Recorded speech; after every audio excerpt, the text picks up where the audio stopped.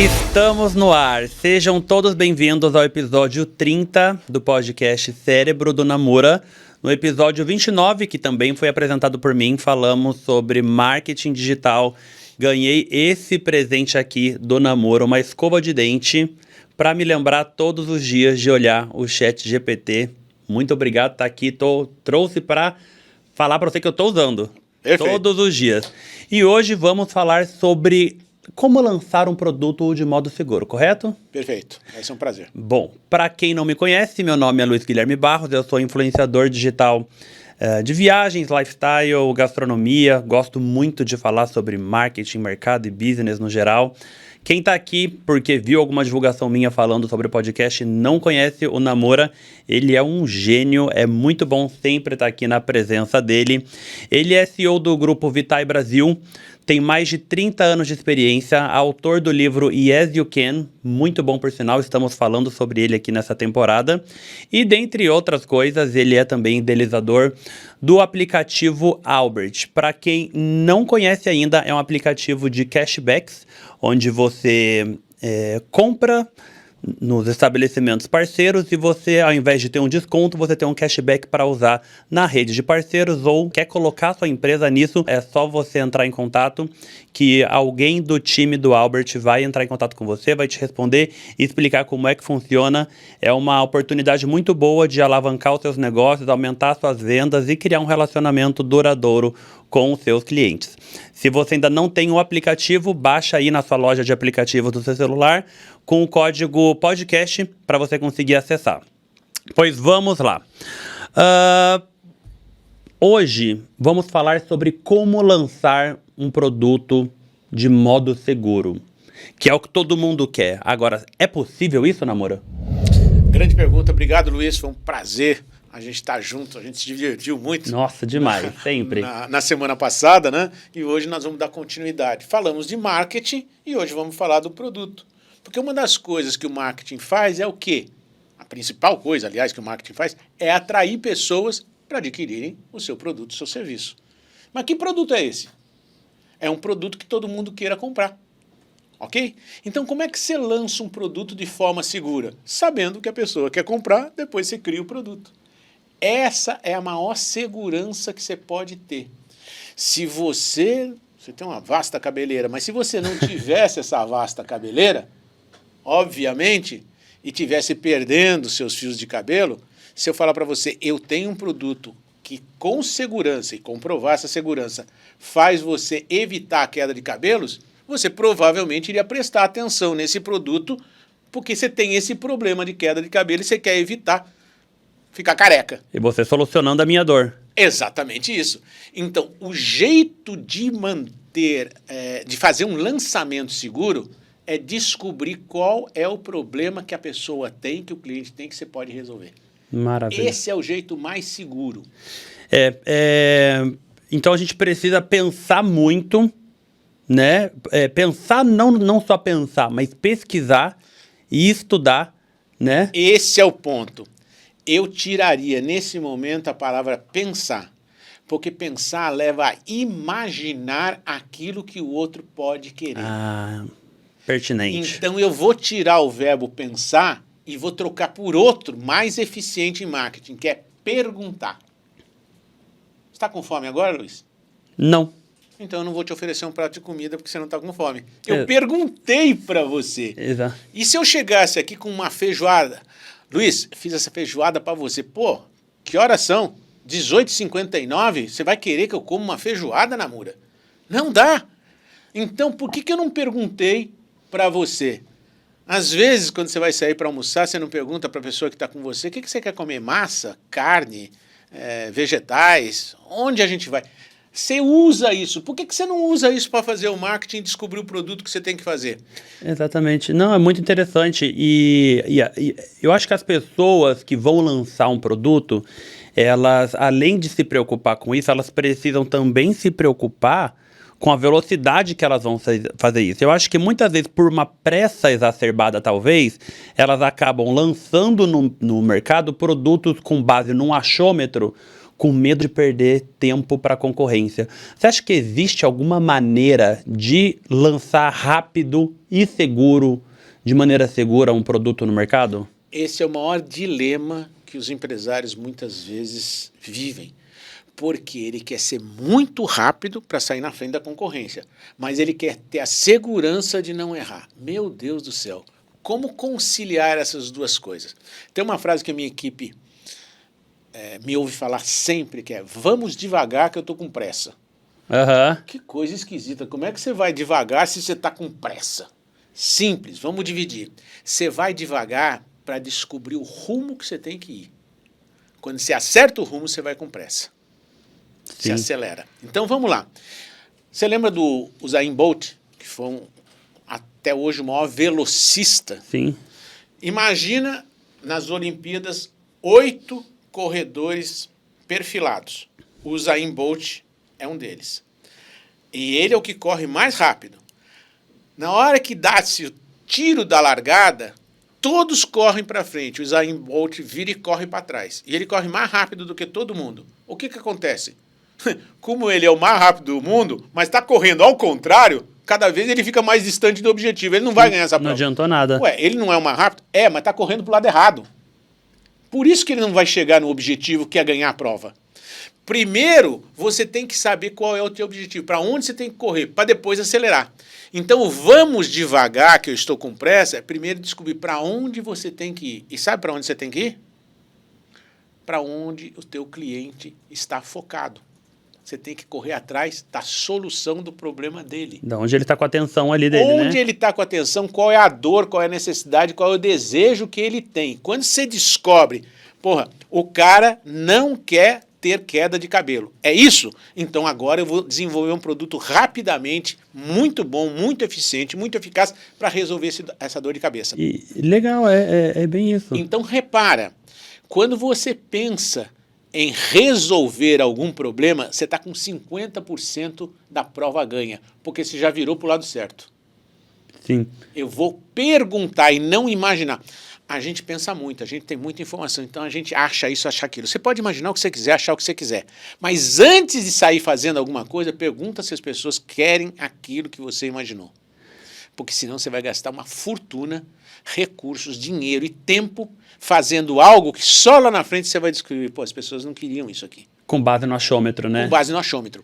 Nós estamos numa geração privilegiada. Por quê? Porque os dados existem em profusão. Você usa propaganda no Google Ads ou em qualquer plataforma dessas, os dados vêm para você com aquilo que eles chamam de analytics.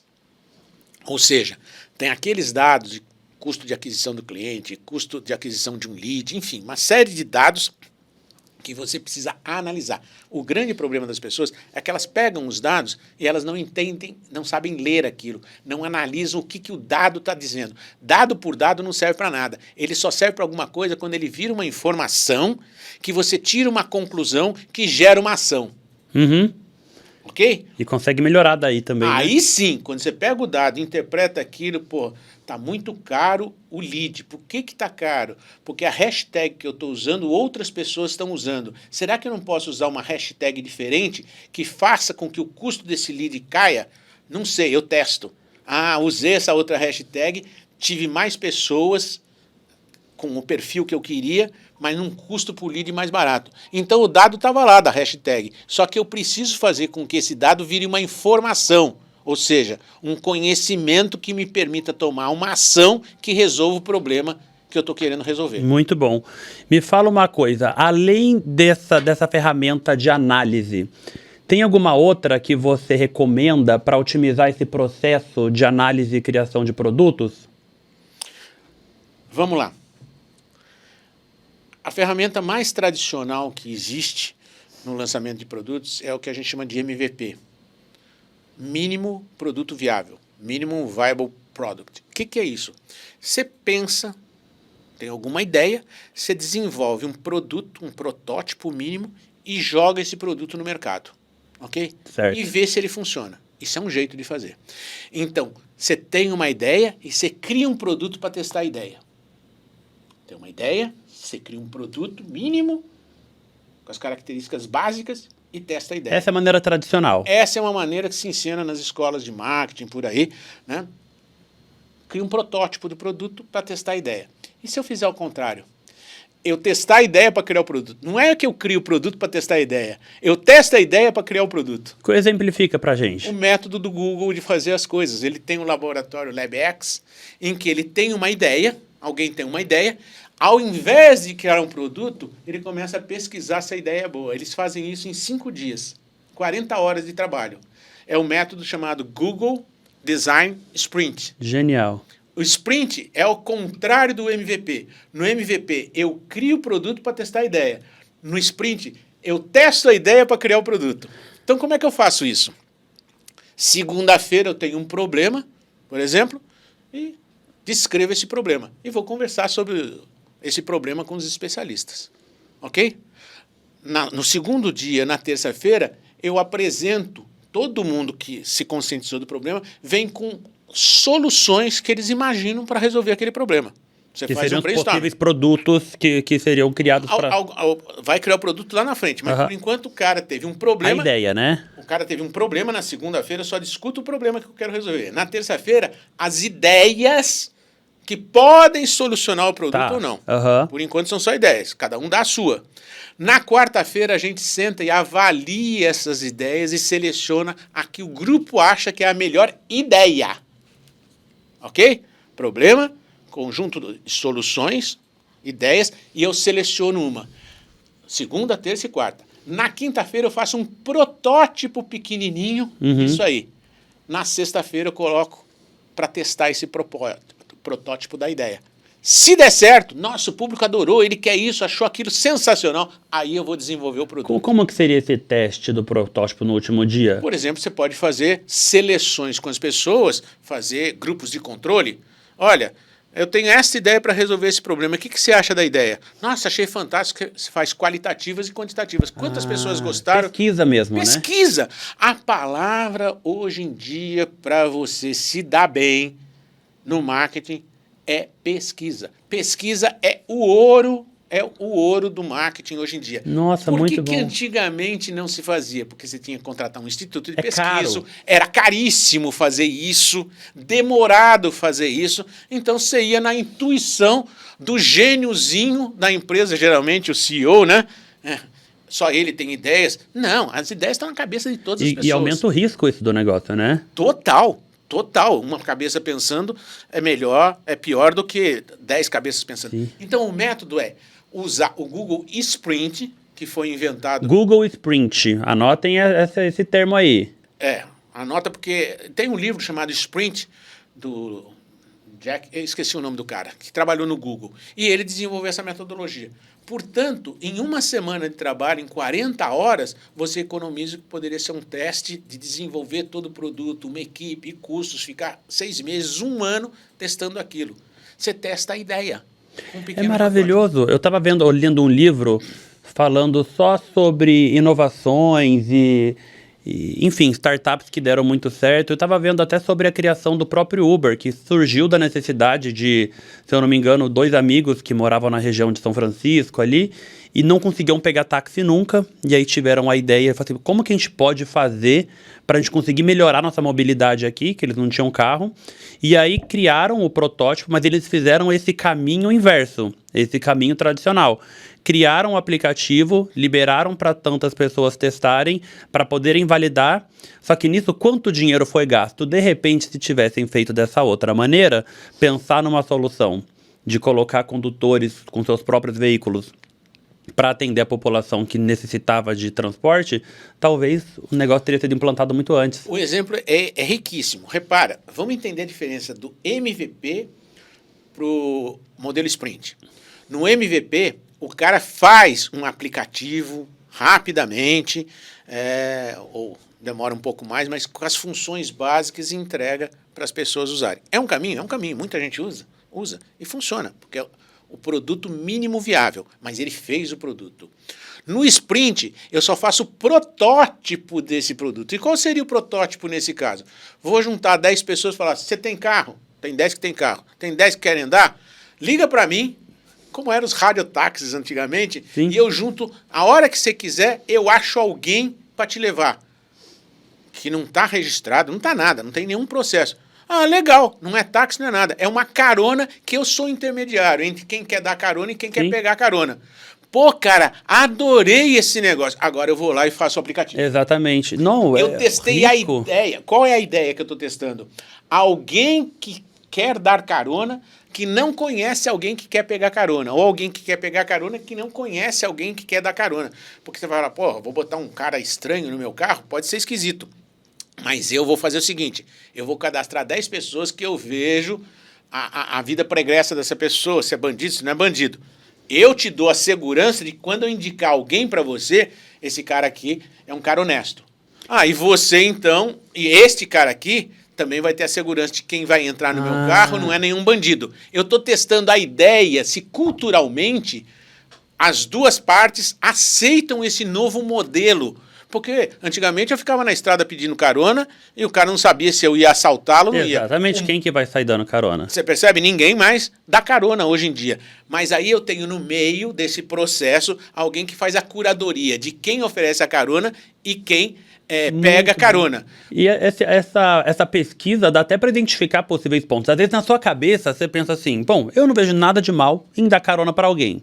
Então eu vou criar um aplicativo onde eu posso dar carona para qualquer pessoa. Só que fazendo essa pesquisa para validar a ideia, às vezes alguém ou várias pessoas podem levantar esse questionamento. Mas eu vou dar carona para qualquer um? Perfeito. Só que às vezes aquilo ali não era algo que você tinha pensado. Então até nesse momento você consegue já dar uma lapidada na ideia antes de lançar o produto. Esse é o ponto, porque o produto, o aplicativo em si pode ser muito sofisticado ou simples de fazer, mas ele pode ser culturalmente inadequado. Imagina esse mesmo aplicativo num local onde os cadastrados são homens que dão caronas, porque só homens podem dirigir nesse local, mulheres não podem dirigir nesse local, mas mulheres querem se deslocar para levar os seus filhos. Como é que isso vai funcionar? Se só homem dirige e mulher não pode entrar num carro com homem sozinha? Sim. Acabou o aplicativo. Não funcionou. Não funcionou. Então, porque eu não levei em consideração a cultura local, eu gastei um tempão desenvolvendo um aplicativo bala, fantástico, mas que naquela cultura ele não funciona. Então eu tenho que ter o seguinte pensamento. Bom, então, ou eu mudo a cultura, os homens podem cadastrar mulheres, ou o meu aplicativo, a mulher que quiser andar, vai ter que andar com um homem do seu lado. Você percebe? É um outro modelo. Mulher sozinha não pode fazer isso. Pelo amor de Deus, isso aqui não é sexismo. Eu estou simplesmente explicando qual é o conceito, por exemplo, em países árabes. Mas você entendeu o conceito de criar a ideia e sair perguntando para as pessoas de uma forma informal, de uma forma formal, o que você acha dessa ideia? Você daria carona? Airbnb, você alugaria um quarto na sua casa para entrar um estranho nela? Então, exatamente. Eu de pronto responderia que não. Aí, mas você tem a possibilidade de ganhar, de garantias, aí muda a conversa. Aí vai mudando. Na hora que você percebe que você chegou no modelo, eu vou fazer a curadoria, não vai entrar alguma pessoa que seja um bandido por isso, isso, isso. Enfim, você vai entendendo quais são as objeções que teu público pode fazer à tua ideia e vai criando soluções para essas objeções. Quando você fechar tudo isso, eu tenho uma ideia que tem aderência. Esse é o termo. Aderência, ressonância com o que o público deseja. Aí eu vou lá e desenvolvo o produto. Sim, é um produto de potencial daí, né? De alto potencial. Então, como lançar um produto com segurança? Simples, saia perguntando. Aliás, até uma dúvida, e entrando um pouco na sua história, foi mais ou menos esse o caminho para a criação do Albert? Para quem não sabe, Namor é o idealizador do aplicativo Albert, que é genial, tá estourando e vai crescer muito mais ainda. A ideia do aplicativo surgiu, o processo de lançamento desse produto foi assim? Olha, você lembra que no episódio passado do podcast, nós falamos que o marketing digital não surgiu agora, né? Os princípios do marketing digital têm 120 anos. Você não sabe antes do que todos nós nascemos aqui, com certeza, que veio do marketing direto, né? A mesma coisa aconteceu com o Albert. Qual era o princípio? Nós tínhamos uma série de escolas em franquias nossas. E a gente falava para os alunos, olha, você não gostaria de ter desconto nas lojas que tem aqui ao redor? Ah, gostaria de ter desconto. Então, se você matricular aqui, além de você ter um curso de alta qualidade, você vai gozar de desconto na padaria, na mercearia, enfim, em todos os locais. Ah, legal. E aí a gente ia na padaria, na mercearia e falava a seguinte coisa: você não gostaria de ter mais clientes? Ah, claro. Então faça uma oferta especial para os clientes que eu vou te apresentar. E aí nós criamos um negócio chamado Winners Club. O Winners Club, clube dos ganhadores, dos vencedores. Sim. A gente colocava um selo nas lojas dizendo: aqui tem o Winners Club. E quem tinha acesso ao Winners Club só eram os nossos alunos. Era tipo uma carteirinha? É uma carteirinha, né? O aluno chegava lá e falava assim: eu sou do Winners Club. A loja falava: foi o Winners Club que trouxe esse cara, então eu vou dar um desconto para ele. Você juntava quem quer comprar, que era o aluno, com quem quer vender, que era o cliente. Isso foi a gênese do Albert em 1992. Nossa, eu tinha acabado de nascer. Mas me conta, mas como e o Winners Club, ele ganhava alguma coisa com isso? Ou era matrícula, era para trazer o aluno? Ganhava o quê? Alunos que, além de ter o curso que eles queriam, tinham um benefício a mais. Tá. Com Era esse... o bônus que ele conseguia ter sem custo para oferecer. Exatamente isso. E a loja ganhava o quê? Novos clientes que a gente apresentava para ela sem custo algum. Então a ideia do Albert é lá de trás. 1992. Você foi reajustando. Agora, a gente não... Era só os nossos alunos e só ao redor da gente. Uhum. A gente não tinha como fazer isso. De repente, em 1995, começa a aparecer o celular. Sim. Né? Anos 2000. E isso facilitou. Porque tem uma coisa que você faz naturalmente. Eu estou aqui com o meu celular. Tem uma série de aplicativos. Quantas vezes você já não pegou o seu celular e tinha um aplicativo que você gostou e você falava: ô, Namur, tá vendo esse aplicativo aqui? Baixa aí no seu celular que ele é legal pra caramba. Inúmeras vezes. Você faz isso naturalmente. Sabe o que você está fazendo? Você está indicando aquele aplicativo para alguém que vai usar. O dono do aplicativo deveria agradecer você. Sim. Porque você fez essa indicação. Só que você faz isso gratuitamente e não recebe nada. É o marketing boca a boca, né? É o marketing boca a boca feito por aqui.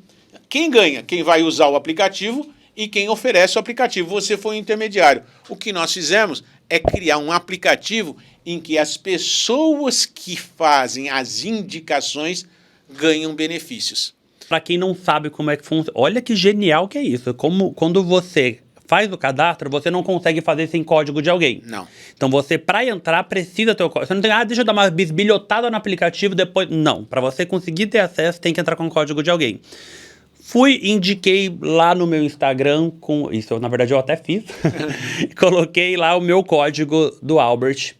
Galera baixou o aplicativo, quis ver como que era, precisou colocar o meu... Para todo o sempre, a conta daquela pessoa está vinculada à minha conta. Perfeito. Nossa, foi maravilhoso. Porque a ideia quem não gosta de desconto, quem não gosta de pagar mais barato ou de ter como comprar depois mais coisas com isso, né? Ia pipocando de mensagem.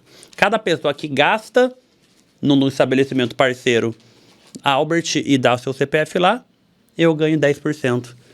E assim por diante. E isso é legal porque você ganha cashback quando você compra, mas ganha cashback quando você não compra e o teu indicado compra.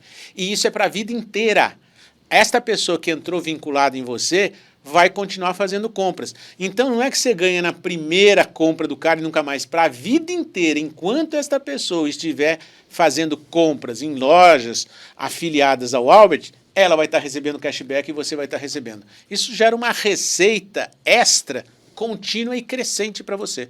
E essa ideia de fazer a dinâmica desse jeito, você validou a ideia ou validou o aplicativo primeiro? Não, primeiro a gente validou a ideia.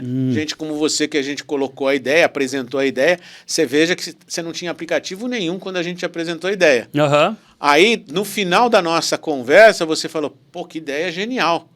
Aí você foi atrás do aplicativo. Então, antes a gente conversou com uma série de pessoas para ver se a ideia tinha um potencial. Sim. Depois que a gente percebeu que tinha potencial, o que a gente fez? Desenvolve o aplicativo. Que daí vai ganhando tração porque você sabe que... Um fala para o outro, é o boca a boca digital. Um fala para 10, outro fala para 20, 30. E aí essa coisa não para de crescer. Para quem não tem ainda, baixem. QR Code de novo aqui na tela. O código podcast. Mais uma vez eu queria falar o meu código aqui. Mas tudo bem, vamos deixar pra gente conseguir, né? ter mais e mais podcasts como esse. E é claro que tem o timing perfeito também para lançar o aplicativo. O mercado precisa estar pronto para receber um produto novo. Pode ser que o próprio Albert, se fosse lançado lá em 95, quando começou o aparelho celular, ele não teria tido a mesma aceitação. Algum momento na sua carreira aconteceu de lançar um produto no timing errado? Já. Até mesmo Luiz Namoro aconteceu isso. Conta pra gente. Isso foi no início dos anos 2000. A gente tinha preparado o primeiro portal educacional do Brasil chamado Planeta Educação. Tá. E a gente lançou imediatamente após um negócio que se chamou estouro da bolha de internet. Muita gente achando que a internet ia revolucionar o mundo, como realmente revolucionou, e foram criando ideias, produtos e projetos. Isso inflou muito o mercado, muita gente colocava dinheiro. De repente, essa bolha estourou, como as coisas que crescem às vezes muito rapidamente, sem a infraestrutura adequada, e pum! Second Life, por exemplo, veio muito depois, foi um negócio pensado, como hoje a gente pensa metaverso, que também não vingou. Tem muitas dessas coisas na internet. Qual era a proposta do Planeta Educação? Tudo que existia nos livros poderia estar dentro do Planeta Educação, na área de educação. Então os professores não precisariam mais de livros, eles poderiam ter na tela de um computador tudo que eles queriam. E os alunos também? Os alunos também, professores e alunos. Era um negócio assim... Anos 2000, estou em 2023, então faz muito tempo. 23 anos já. 23 anos atrás. Você não pode pensar com a cabeça de hoje, você tem que tentar, o que é difícil, voltar nos anos 2000. A internet começou a pegar tração no Brasil em 1995, tinha só 5 anos. Pouquíssima gente usava a internet. Era realmente revolucionário. Quando você faz um livro didático, se ele tiver algum errinho, você tem que jogar a coleção inteira fora, porque o Saci... Ou atualizou, né? Ou atualizou, o Saci Pererê saiu com 2 pernas. Entendeu? É um erro razoável. Você joga tudo aquilo fora. Na internet, não. No computador, não. Deu um erro, você arruma aquilo, publica de novo, está na mão de todo mundo com um custo quase zero. Então, só tinha vantagens, mas tinha um problema que a gente não percebeu. Culturalmente, os professores estavam apegados a um modus operandi que era receber livros, o livro didático, e usavam aquilo. Eu não falei agora há pouco do aplicativo de mobilidade, que se você for para um local que só homens dirigem e mulheres não podem andar sozinhas num carro dirigido por homens, não vai dar certo. A cultura travaria esse aplicativo, certo? A mesma coisa aconteceu na educação. A cultura vigente era da utilização de livros. Eu não vou entrar nesse negócio, eu não sei mexer nisso aqui. A aceitação não foi boa. O timing foi errado. O produto era fantástico, mas ele entrou antes do amadurecimento cultural. Hoje os professores utilizam computadores em sala de aula, principalmente depois da Covid, que eles tinham que dar suas aulas e não podiam encontrar o seu público, que eram os alunos, se utilizou em larga escala computadores e celulares para as crianças terem acesso às aulas. A necessidade criou a oportunidade, Criou, né? E a tecnologia hoje está muito mais avançada, muito mais rápida, você passa vídeos, passa uma série de coisas, naquela época não tinha nada disso. Então a ideia veio 20 anos antes do tempo correto. Total. Por isso não deu certo. E nessa época já tinha, você estava validando a ideia ou já existia o produto? Não, nessa época nós cometemos esse erro, nós fizemos o produto. Gastou dinheiro, recurso. Eu tinha para mais ou menos 50 pessoas num galpão perto da Ródia, que nós alugamos, botamos todas aquelas pessoas, fizemos tudo que poderia, o produto era fantástico, só que as pessoas não tinham acesso ao computador, não tinham acesso à internet, foi um erro assim primário que a gente cometeu pela empolgação que a tecnologia trazia. Putz, eu imagino. Teve algum outro desafio muito grande assim na hora de lançar um produto, assim, na sua carreira de empreendedor? A gente tem umas 10 horas aqui para falar desse assunto? Porque dificuldade é que o empreendedor mais tem. Mas tenta lembrar uma. Não, eu vou te dar um exemplo. Existe um erro na educação, e a gente trabalha com educação há muito tempo, que é punir o erro. Você faz uma prova. O que está errado aparece um X em vermelho. Você começa, o teu amigo chama você e diz, tu é burro, hein? Faz bullying com você. Na tua família, como é que você erra uma porcaria dessa, professor? Você não estudou? Você começa a ficar cada vez mais amedrontado com os erros que você comete. E deveria ser o oposto. O professor deveria perguntar, você escreveu isso, por que você escreveu? Por causa disso. Não está correto. Você descobriu por que não está correto? O erro tem que ser a antessala do sucesso. Esse é o pensamento no Vale do Silício. O erro é o melhor instrumento didático, porque quando eu erro e analiso o meu erro, sabe o que eu descubro? O que eu não devo fazer. E saber o que você deve fazer é tão importante quanto saber o que você não deve fazer. Então, o que você tem que fazer é errar pequeno e rápido. Pequeno para não gastar muito, rápido para aprender depressa. E aí você consegue corrigir e tocar a vida, né? É isso. Esse é o conceito que as escolas não estão desenvolvendo com seus alunos, porque ela continua punindo o erro. Ela deveria perceber que o erro significa ele não compreendeu alguma coisa. Ele não aprendeu aquilo. Eu não me comuniquei como professor corretamente. Então vamos pegar esse erro para descobrir as lacunas, as falhas, e ele descobrir que o erro é excelente para o sucesso que virá depois. Não tem empresário, empreendedor que não erra. A gente erra todo santo dia. Muitas vezes, menos numa área que você já dominou. Se hoje eu tenho algum conhecimento, foi por causa dos erros que eu cometi no passado. Ninguém acerta tudo de cara, não existe. Isso. Tem uma frase lapidar do Einstein. Sabe de quem que eu estou falando, né? Um gênio. Só não erra quem não faz. Exatamente. Se você não quer errar, não faça. Mas também você não chega em lugar nenhum. Erre. Erre rápido, erre pequeno, aprenda muito. E aí você vai conseguir gerar os produtos. Então, erros a gente comete todo dia. A gente imagina, vamos colocar publicidade em panfletos. Pô, isso é barato, tal, vamos fazer. Não funciona. Por exemplo, então não vou mais usar esse meio de comunicação. Sim. Então, todo santo dia a gente vai errando e aprendendo, errando e aprendendo.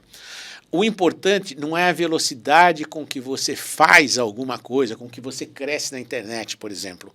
O importante é a velocidade com que você aprende o que tem que ser feito para chegar no resultado que você quer. Porque errar custa. Custa. Muitas vezes custa dinheiro. Então, se você erra pequeno, vai te custar menos dinheiro. E aprende com isso. E aprendeu e se organiza para não errar naquilo novamente. Imagina que você faça uma comunicação com algum erro grave para 1 milhão de pessoas. Você vai ter 1 milhão de pessoas falando mal de você. Mas se você cometer esse erro grave para 10 pessoas, você tem 10 pessoas falando mal de você. E você conversa com essas 10, explica, dá uma compensação. Você vai num hotel, vai chegar ao meio-dia para se instalar e o quarto não tá pronto ainda. Você fica chateado. É um erro de operação do hotel. Ele pode te dar o almoço de graça para corrigir esse erro. Sim. Mas se você fizesse um erro numa feijoada para 500 pessoas, são 500 pessoas falando mal de você. Sim. Então, não tenha medo do seu erro. Só faça isso que o Luiz falou. Erre pequeno, gaste pouco. Erre rápido, aprenda rápido. Isso vale tanto para a estratégia. Até estava falando sobre a questão dos professores, de ter o conteúdo em livro, em papel, e ter o conteúdo digital. Se você for parar para ver, olha quanto tempo, apesar da Covid, né, da questão da pandemia ter intensificado essa questão de conteúdos por parte dos professores e dos alunos na maneira digital, já existia antes. Agora, pensa cardápio de restaurante. Ninguém queria, é uma coisa que não existia você não ter o cardápio em papel. Hoje em dia tem inúmeros lugares que você chega e fala, oi, quero o cardápio, QR Code na mesa, mas eu quero físico. Não tem. Então a gente foi obrigado a aderir esse novo formato de consultar cardápio. Pode ser que uma empresa, e existem diversas empresas hoje em dia que bolam esses cardápios para os estabelecimentos. Às vezes você imagina se 5 anos atrás, antes de Covid, uma empresa dessa já tivesse nascido e tivesse ofertado esse produto para diversos restaurantes, pode ser que ele não tivesse sucesso nenhum. Você tocou num ponto que para mim é fundamental no marketing, que se chama cultura. Uma das coisas mais difíceis que existe é você mudar cultura vigente. Não é fácil, custa caro. De vez em quando acontece alguma coisa que força essa mudança de cultura, esse hábito. O que existia antes da Covid? O medo de comprar pela internet e ser ludibriado. Esse era o medo. Então muita gente olhava feio para as compras para o e-commerce. Pesquisava muito, pedir indicação E de se alguém. não servir? E se não servir? E se não entregarem? E se for fake? Enfim, todas essas coisas. Isso existe ainda hoje. Só que quando veio a Covid, apareceu um medo muito maior, que era o medo de morrer. Aham. Entre o medo de comprar na internet e tomar um balão, né, um prejuízo, e morrer, eu prefiro comprar uma comida na internet. Se eu perder, eu vou perder R$100, mas não morro. Não perdi a vida. Exatamente. É um valor muito mais importante à vida do que R$100. Quando a pessoa começou a comprar e ganhou confiança, que 99% das vezes ela não tem nenhum problema, ela, começou a descobrir formas de minimizar e chegar a 100% e não ter problema. Com sites confiáveis, empresas confiáveis. E aí o que aconteceu? Mudou o hábito. Aí quando você propõe alguma coisa diferente e o hábito já mudou, é mais fácil de ser aceito. Nossa, muito bom. Mudando agora para o bloco Pinga Fogo, que é aquele jogo de perguntas e respostas. Segurança ou agilidade? No que é melhor focar na hora de lançar um produto? Agilidade. Eu não estou jogando a segurança fora, estou falando o que é melhor. Você lança um aplicativo, de vez em quando ele tem erros. Até hoje, qualquer aplicativo tem versões e mais versões, inclusive das Big Techs. Eu pego o Google Maps de 5 anos atrás, 3 anos atrás, não tinha nada do que tem hoje. E às vezes ele me jogava num caminho errado. Eu já caí em comunidades que eu não deveria entrar num certo horário, porque o Google me mandou para lá, o Google Maps, né? Ele não me alertou que eu estava entrando numa área com certo perigo. Hoje já não acontece mais isso em grande parte. Então, ele cometeu um erro de me mandar para onde eu não deveria. Às vezes você clica o botão de um aplicativo e ele não faz. Quem não conhece computador, a tela azul, quantas vezes... Deu tela azul. Deu tela azul, quer dizer, uma frase que ficou. Porque dá uma travada, né? Aí você manda, os caras vão lá, vão descobrir qual que é o erro. Vai existir erro, então você não tem segurança de que o erro seja zero. Não existe erro zero. Não existe erro zero. Em locais que são muito avançados no controle de qualidade, garantia da qualidade, os erros são partes por milhão. 1 a cada milhão vai dar um erro. A natureza é assim, enfim. Então, se você sabe que vai dar errado, se você for procurar a perfeição, você nunca vai encontrar.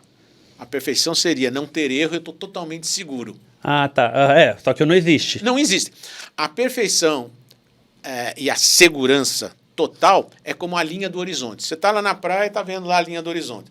Aí você pega um barco e entra no mar. Vou chegar lá, 34 quilômetros. Não chega, porque a terra é redonda, quanto mais você anda, o horizonte vai para frente. Uhum. Você nunca alcança. A perfeição é isso, você nunca alcança, Luiz. E até porque as coisas vão mudando e o que chegou perto da perfeição, alguma coisa aconteceu, uma pandemia, uma cultura que mudou, uma tecnologia, uma tendência nova te distanciou daquela perfeição de novo. Então você pega o Usain Bolt, que nós usamos como exemplo aqui, ele acha que ele corria perfeitamente? Não, ele corria melhor que os outros. Uhum. E a busca da perfeição era ele contra ele melhorando. O Senna, que foi para mim o maior piloto de Fórmula 1 que a história já produziu, ele tinha lá a logomarca dele, a tagline, Drive to Perfection. Em direção à perfeição. Esse drive pode ser entendido como dirigir ou como ir em direção à perfeição. Uhum. Olha a frase, Drive to Perfection, em busca da perfeição.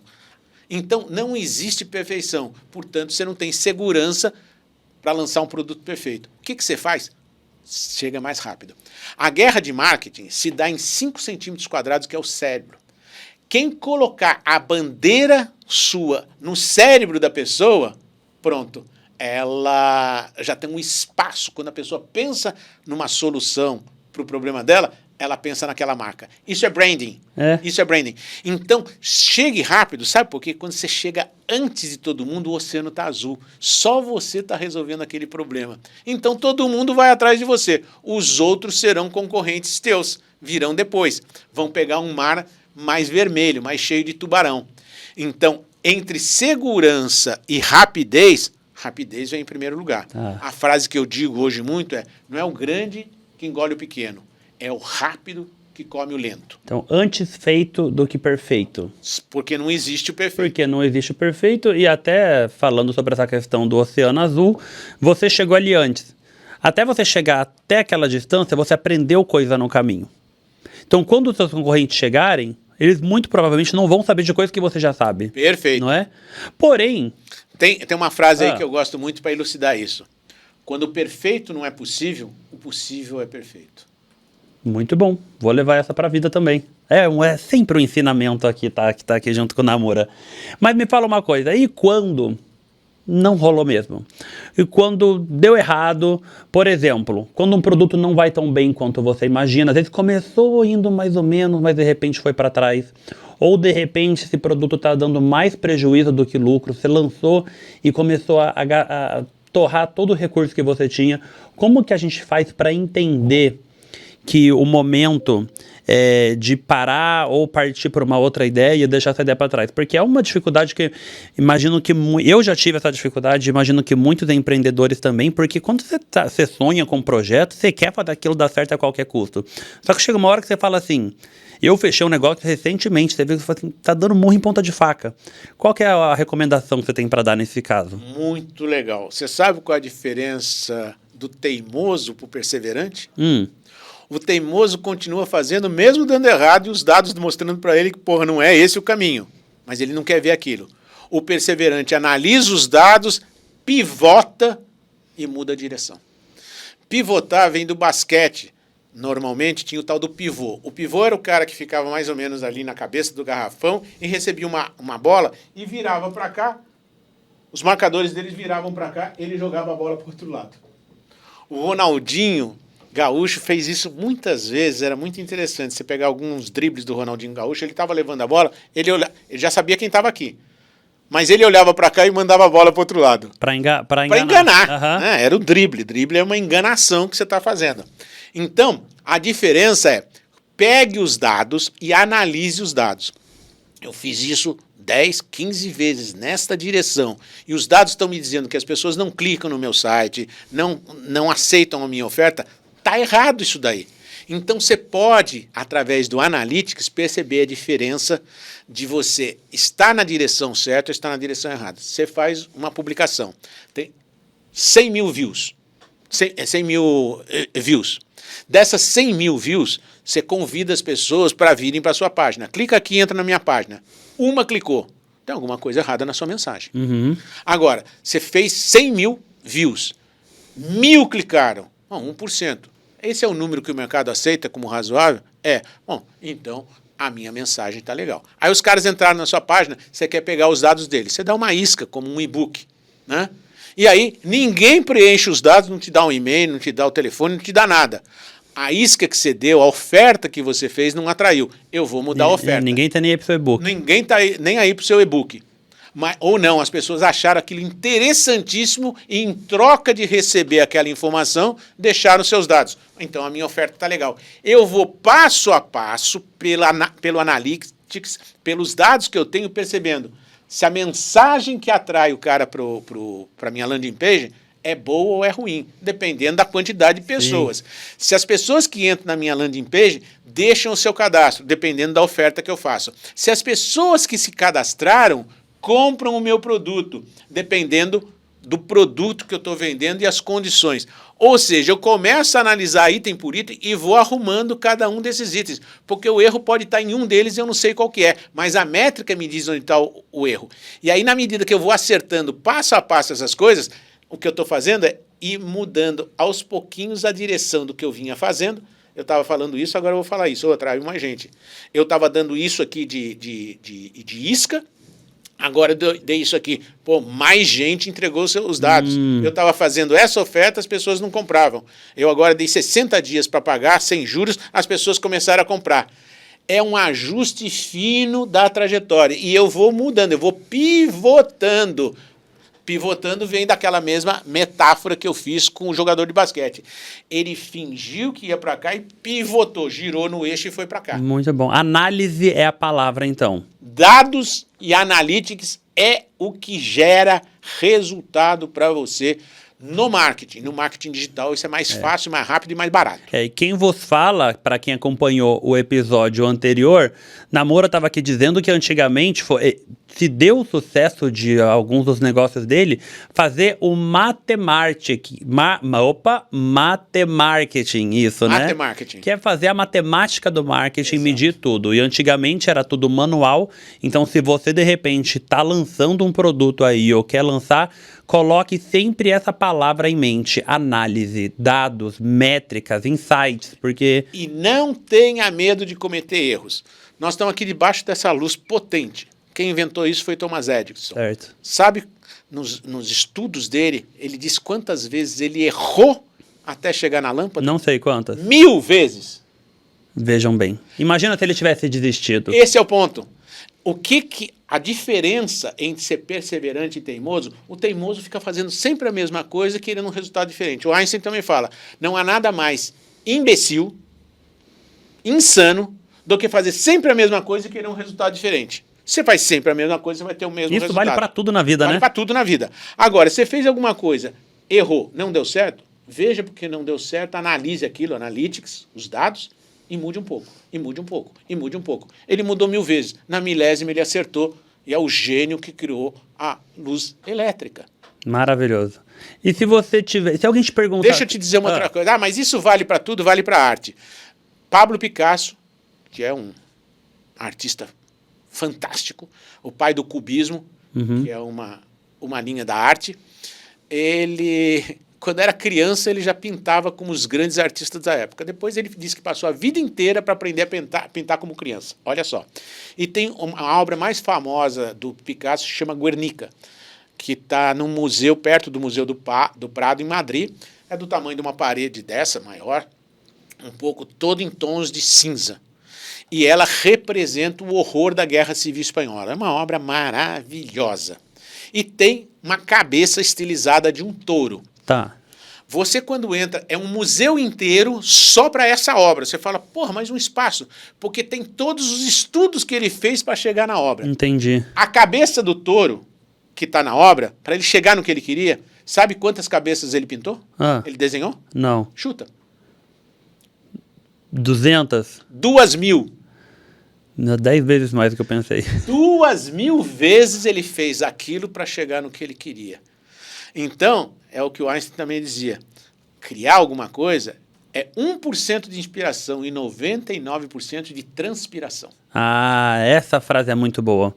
Porque muita gente acha que o sucesso vem fácil. Quando vê a pessoa que conseguiu, não imagina o caminho que ela percorreu até chegar lá, né? Não tem ideia. E eu gosto das coisas difíceis, sabe por quê? Porque se é difícil para mim, é difícil para qualquer um. E só vai chegar no final quem tiver mais perseverança. Eu costumo dizer que inteligência é uma luz fantástica, que ilumina o caminho, mas é a perseverança que te leva ao destino. Sim, nem sempre o mais inteligente é o que vai ganhar mais destaque, vai ganhar mais dinheiro, vai ter um negócio mais bem sucedido, né? Normalmente vai ser a união entre inteligência e perseverança. Só inteligência sem perseverança, provavelmente você não chega longe. Só perseverança sem inteligência, você pode estar indo para o caminho errado e ser teimoso e não perseverante. Sim, muito bom. E se você tivesse que dar uma dica para alguém agora...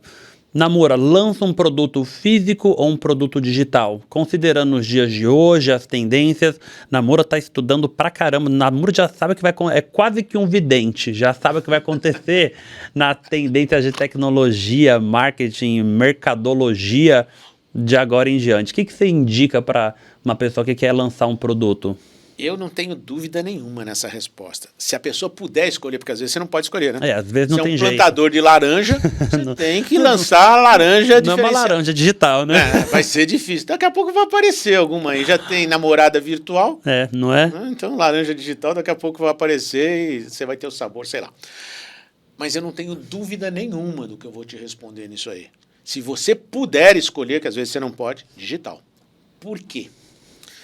Porque o digital, ele te permite o crescimento exponencial. Vamos supor... Escalabilidade, né? Escalabilidade, mas de um jeito diferente. 2 empresas iniciantes, uma no mundo físico e outra no mundo digital. Vamos supor que você seja um produtor de skate. Tá? Você faz um skate todo bombado, diferenciado, que a galera adora. Enfim, você estudou muito sobre skate, o tamanho da rodinha, onde fica... O teu skate é o melhor do mundo. As pessoas vão querer comprar o teu skate. Cada vez que a pessoa comprar o skate, você ganha uma margenzinha. Quando ela comprar o segundo, você ganha menos uma margenzinha. O que acontece é que a tua receita vai crescendo, mas a despesa cresce junto.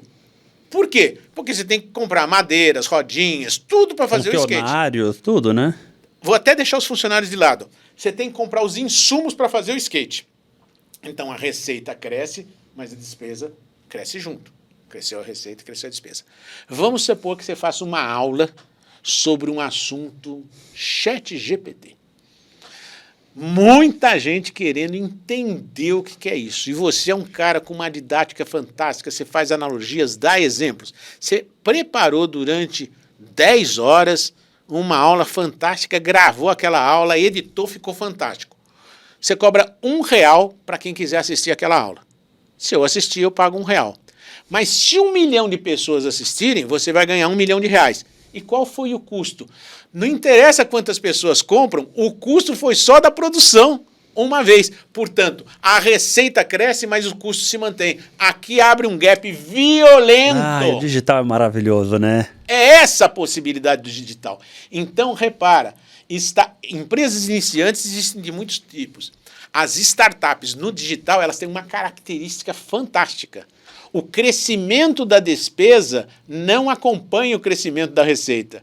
A receita pode multiplicar por 5, 10 mil, 1 milhão e a despesa, o custo para produzir aquilo não aumenta. Não, é maravilhoso isso. Por isso, a criação de muita riqueza no digital. Então, se você me perguntar, mais uma vez, físico ou digital? Se você não tiver como escolher... Pensa bem, quem não tem cão, caça com gato, né? Eu tava contando pro Namoro aqui nos bastidores de um e-book que eu criei e lancei.